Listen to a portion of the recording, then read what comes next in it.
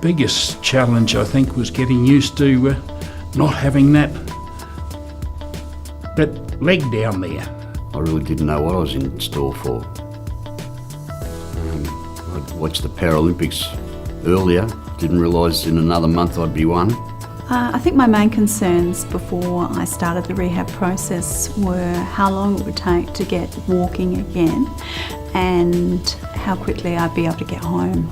We work very closely as rehab physicians with the nursing staff, the prosthetist, the occupational therapist, the physiotherapist and the social worker for the benefit of the patient. Our role is to make the patient realise that there's a lot of hope and help with their progress to recovery.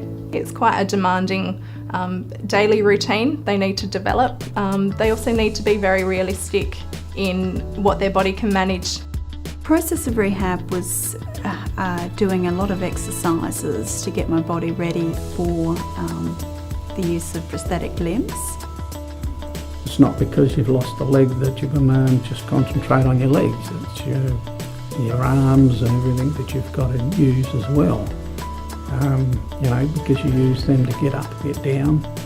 Getting a prosthesis was something I never ever thought that I would have.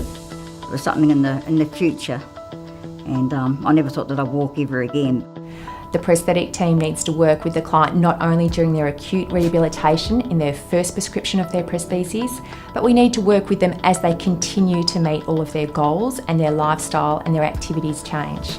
We work hard with each client to make sure that they achieve the best of their abilities and to become a functional prosthetic user. When I first put my prostheses on, I was able to walk reasonably quickly using parallel bars, and then I built up my confidence and was able to use a walker, then elbow crutches, and then moving on to using a walking stick.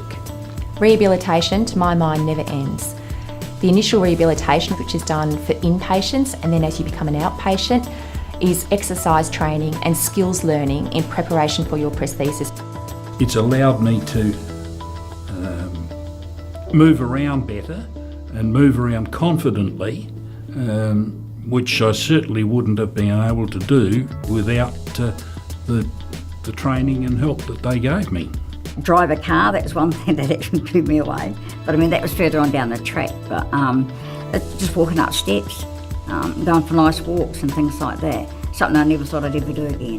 Like I don't have to use a wheelchair all the time because I can walk around on my legs. It makes me independent and mobile.